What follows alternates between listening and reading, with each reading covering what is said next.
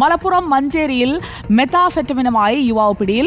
പുല്ലൂർ സ്വദേശി ഷംസുദ്ദീനാണ് 9 ഗ്രാം മെത്താഫെറ്റമിനുമായി പിടിയിലായത്. ഇയാൾ നേരത്തെയും ലഹരിക്കേസിൽ അറസ്റ്റിലായിരുന്നു. അഷ്കർ അലി കരിമ്പ നമുക്കൊപ്പം. അഷ്കർ അലി കരിമ്പ, ലഹരിയുടെ ഒരു സ്ഥിരം കാരിയറാണ് ഇയാൾ എന്നാണോ മനസ്സിലാക്കേണ്ടത്? സുജയ, എക്സൈസ് വകുപ്പിന്റെ ഓപ്പറേഷൻ ക്ലീൻ സ്റ്റേറ്റിന്റെ ഭാഗമായി മഞ്ചേരി റേഞ്ച് നടത്തിയ പരിശോധനയിലാണ് ഇപ്പോൾ ഷംസുദ്ദീൻ പിടിയിലായിരിക്കുന്നത്. മഞ്ചേരി തുറക്കൽ വെച്ചായിരുന്നു ഷംസുദ്ദീനെ ഈ എക്സൈസ് സംഘം പിടികൂടുന്നത്.